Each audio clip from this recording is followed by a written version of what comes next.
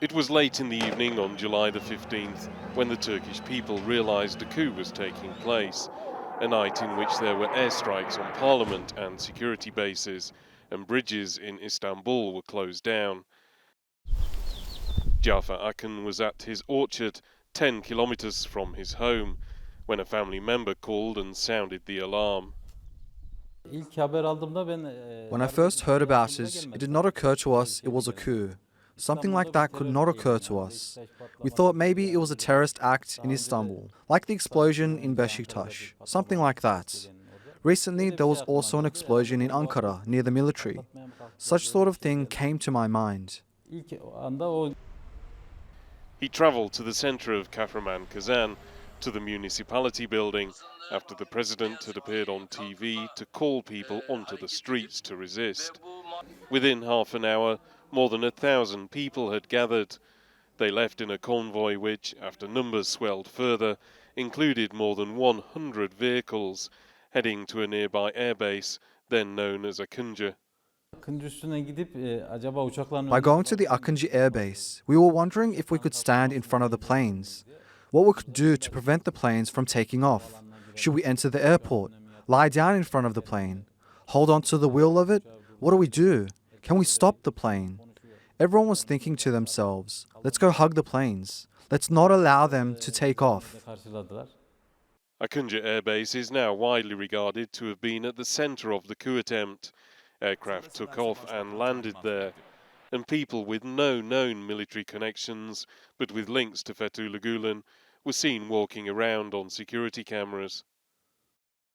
Just 10 minutes after the convoy left the local authority building, it arrived in this car park over here.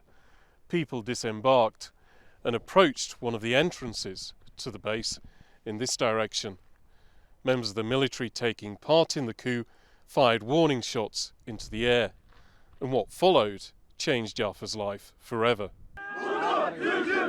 Jafar says they spent up to 7 hours there with just over a dozen members of the military, singing the national anthem, trying to get them to give up. Then they suddenly opened fire and everyone dived for cover.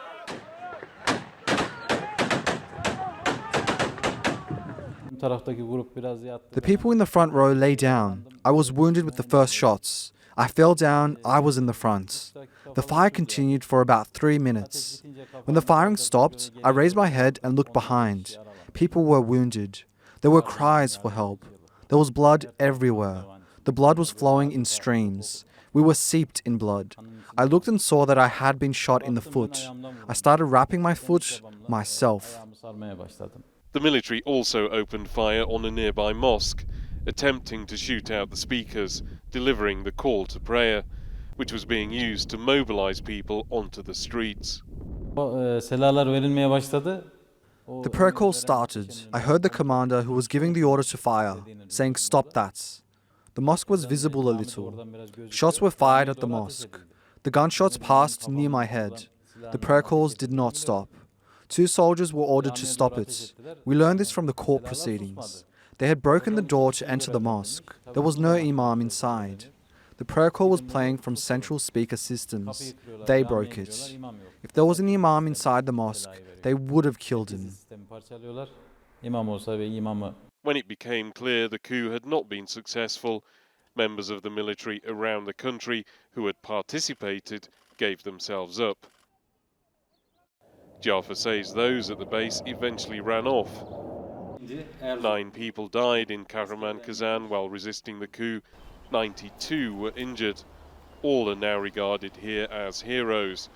Jafar still has only limited use of his foot. I couldn't step on the ground for 9 months after I got injured that day. Then I realized how important walking is. You have been bedridden for 9 months. You need someone. Thank God my wife was with me all the time during that time. She did not leave me alone even for a moment, both during the hospital process and during the treatment process at home. Jafar still lives nearby with his family and has become a significant leader in his community, representing people and families here affected by the coup attempt. The name of the airbase has since been changed back to its old name of Murted. The word Kahraman, meaning hero in Turkish, has been added to Kazan's name. But for people like Jafar, the memories remain. Andrew Hopkins, TRT World, Kahramankazan, Ankara.